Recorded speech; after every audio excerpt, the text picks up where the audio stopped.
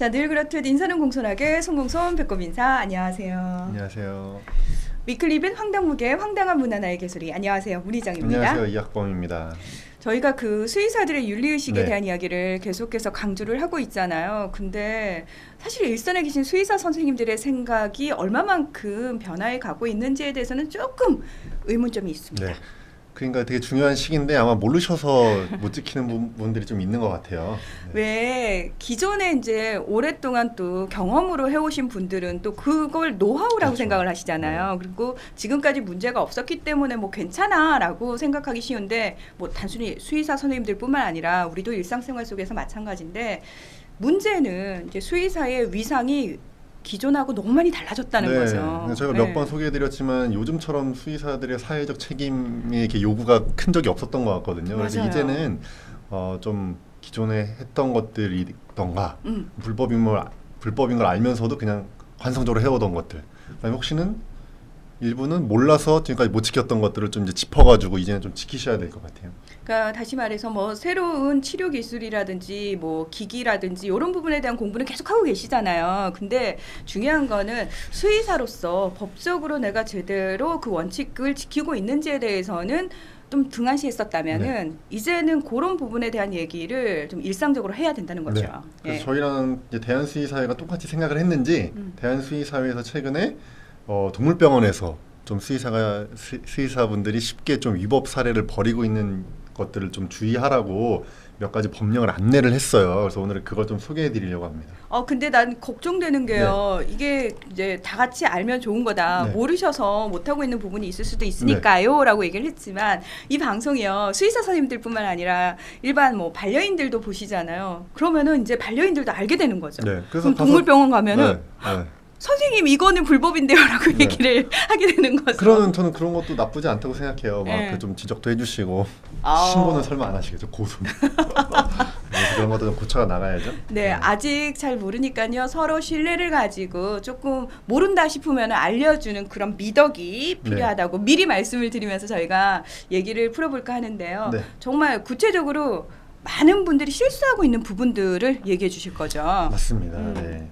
대표적으로 이제 수의사법이랑 약사법, 그다음에 약사법 하위에 있는 동물용의약품 취급 규칙 여기서 위반되는 사례가 되게 많은데요. 네.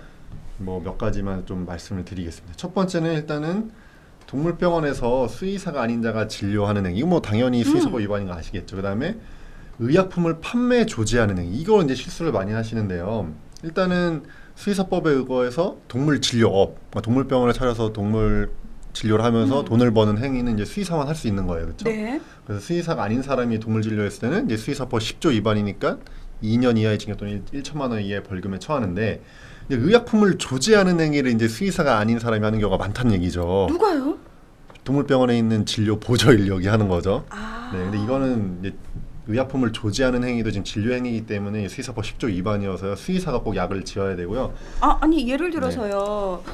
수의사 선생님이 뭐 이렇게 해서 약을 지으면 된다라고 처방전 다 써서 넘겨줬는데도 그것도 안 된다는 네, 거예요. 조제 행위 자체가 지금 수의사만 할 수 있게 돼 있고요. 그러니까 이게 어떻게 되냐면 조제 행위라는 게 일단 뭐냐면 약사법에 보면은 두 가지 이상의 약을 섞는 거예요. 그냥 제품을 그냥 딱 포장된 채로 판매하는 게 아니라 뜯어서 두 가지 이상의 약을 섞으면 일단 조제 행위로 들어가고 이렇게 되면은 이제 수의사만 할 수 있게 돼 있는데 이게 왜 그러냐면 의약품을 판매하고 조제하는 행위를 원래 약사만 할 수 있는 거예요. 약사법 제 44조에 보면은 약국 개설자, 약사 또는 한약사죠.가 아니면 의약품을 판매하거나 판매할 목적으로 취득할 수 없다라고 되어 있어요. 근데 우리는 동물용 의약품 별도법이 없잖아요. 그렇죠. 약사법 하위에서 별도로 이제 규정을 하고 있는 거예요. 취급 규칙으로.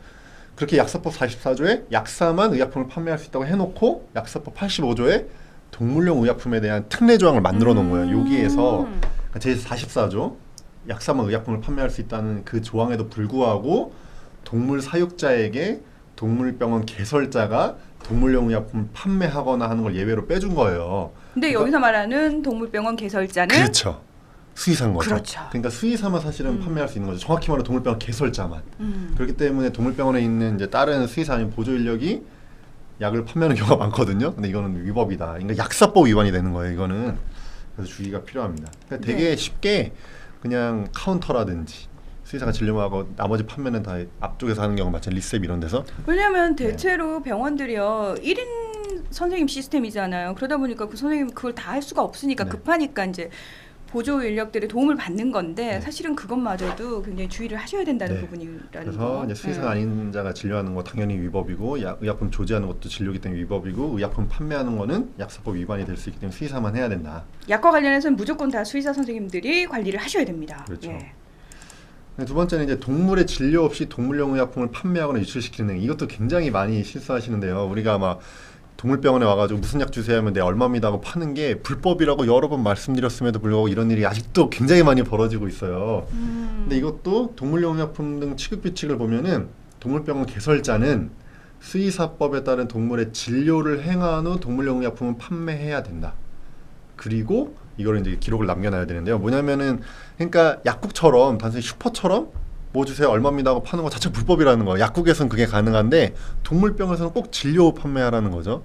근데 이제 저희가 옛날에 깊게 짚어드렸지만 진료의 정의나 이런 게 좀 애매하잖아요. 그래서 최소한 뭐 심야산수약 브랜드 이름 대면서 뭐 주세요 했을 때 제발 얼마입니다 하고 내어주시지 말고 상황 물어보고 언제 했는지 물어보고 전자차트 열어서 기록 남기고 하라는 게 그렇게 그 최소한의 이제 보호를 하기 위해서 이렇게 하라는 거예요. 그래서 절대로 와가지고 무슨 약 주세요 네 얼마입니다 판매하는 행위는 하지 말라는 거. 불법이라는 거. 근데 왜 우리가 동물병원을 흔히 말해서 늘 가던 동물병원 내 아이의 상태의 역사를 다 알고 계신 선생님한테 가는 경우가 많다 네. 보니까 그러니까 암묵적으로 신뢰관계가 형성이 돼 있잖아요. 그래서 지난번에 뭐 그렇게 갔더니 괜찮더라고요. 이렇게 되면은 네.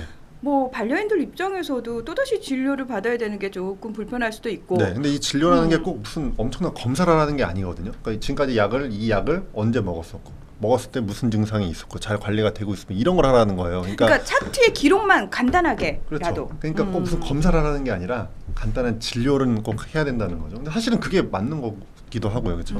네, 그래서- 이거 혹시 네. 모를 사태에 대비해서 선생님들이 이런 관리는 조금 번거롭지만 반드시 네. 또 하셔야 된다는 거. 예. 왜냐면 지금도 저한테도 물어보시는 분들 있어요. 약 팔 때 이거 진료하고 팔아야 되냐? 네. 제가 이렇게 말씀드리거든요. 그래서 이거 꼭 지켜주셔야 되고요. 네. 최근에 늘어나고 있는 행위인데 이게 동물병원에 이제 유인행위라는 게 있어요. 그러니까 수의사법 제 32조에 보면 이게 수의사 면허를 취소하거나 면허의 효력을 정지시킬 수 있는 조항이거든요. 오, 굉장히 엄격하게 엄격한 적용. 조항이죠. 예. 그 중에 하나가 과잉진료 행위라고 돼 있어요. 과잉진료 행위. 과잉 진료 행위. 네, 이걸 또 이제 시행령에서 풀어서 설명하고 있는데 이게 뭐냐면 다른 동물병원을 이용하려는 동물의 소유자 또는 관리자를 자신이 종사하거나 개설한 동물병원으로 유인하거나 유인하게 하는 행위. 그러니까 우리 동물병원으로 비정상적인 방법으로 고객을 오게 하는 거죠. 쉽게 말씀드리면. 뭐 여러 가지 방법이 있는데 최근에 이제 제일 흔하게 일어나는 건 이제 동물 판매업소랑 결탁하는 거예요. 펫샵이죠.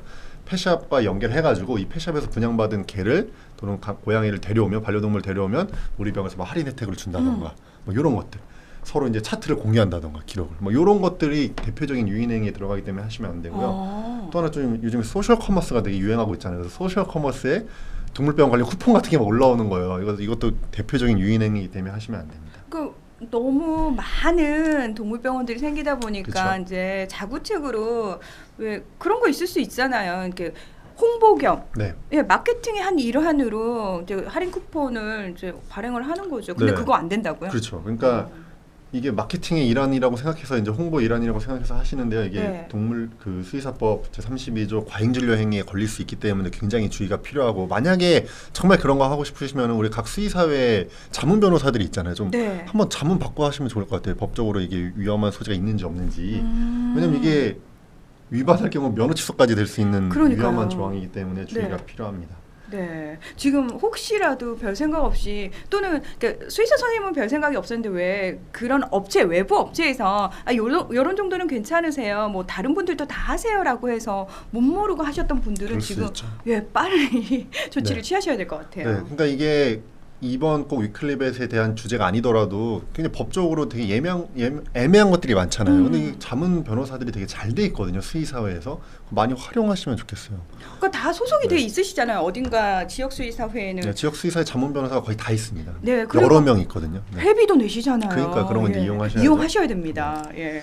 마지막으로 대한수의사에서 알려준 내용이 뭐냐면 일반인에게 수의사 면허를 대여하여 동물병원을 개설하도록 하는 거예요. 면허 대여 행위죠. 굉장히 큰 수의사법 위반 행위고, 그다음에 진료 수의사를 관할 지자체에 신고하지 않는 행위. 그러니까 우리가 동물병원이 이제 예전처럼 1인 병원도 많지만 이제는 뭐 개설자가 한 명인데 진료 수의사가 뭐 몇십 명까지 있는 병원도 생겼잖아요.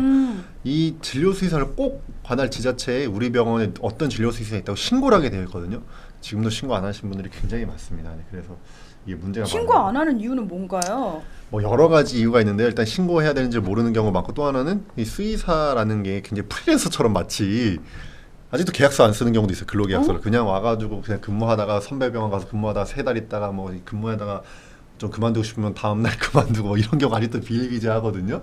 그러다 보니까 그만두면 또 그만뒀다가 신고해야 돼요. 또 다시 보면 또 신고해야 돼요. 그러니까 원장님 입장에서 귀찮을 수도 있어요. 사실은 여러 가지 문제가 많은데 이제 이런 거 다 불법이거든요. 그래서 반드시 근로계약서 써야 되고, 그만두시는 분들도 그 조항이 있어요. 한 달 전인가는 최소 알려줘야 돼요. 막 이런 것도 있고. 그렇죠. 이거는 노동법 위반에도 노동법 다 걸리는데요. 걸려요. 네. 근데 이게 노무 쪽으로 또 수의사들이 굉장히 약합니다. 그래서 여러 가지 문제가 많기 때문에 꼭 신고하시고 계약서 쓰셔야 되고 이렇게 다 하게 돼 있어요. 그래서 그런 거 주의하셔야 되는데요. 제가 봤을 때는 사실 지역 수의사회에서 좀 조직적으로 정책적으로 이런 부분들을 알려내는데 더 많은 노력을 기울여야 된다고 저희가 몇 생각하거든요. 번 얘기했지만 수의사 연수교육 하잖아요. 임상수의사 네. 연수교육. 그때 학술적인 거 말고 좀 이런 윤리적인 거 많이 좀 포함시켰으면 좋겠습니다. 이런 어. 법률적인 거, 윤리적인 거, 노무적인 거. 이거 정말 하셔야 돼요. 이제는 왜냐하면은 수의사의 위상에 대한 말씀을 저희가 계속해서 드렸습니다만, 그 사회적으로 요구되는 책임도 더 중요하지만, 저는 일단 지금 현재 배출되고 있는 또는 공부하고 있는 수의대생들에게 선배님들이 어떤 길을 만들어 놓느냐에 따라서도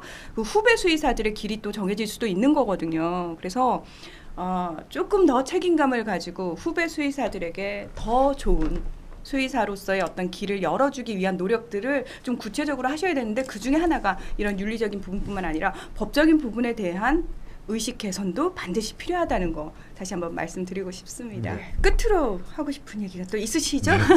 이미 한 2번 정도 제가 말씀드렸는데 네. 수의사 윤리 강령이 있잖아요. 거기 제5항에 수의사 개개인이 받는 존경이나 비난은 곧 수의사 전체에 대한 사회의 신입 또는 불신으로 나타남을 인식하고, 언제 어떠한 일을 할 때마다 공인으로서의 수의사임을 염두에 두고 행동을 해야 된다. 이걸 좀 한 번 더 기억했으면 좋겠습니다. 네. 여러분의 한 걸음 한 걸음이 후배 수의사들에게는 길이 될 수 있다는 사실 다시 한번 명심하시면 좋을 것 같습니다. 위클리벳 황당무계, 오늘은 여기서 마무리하겠습니다. 함께해 주셔서 고맙습니다. 감사합니다.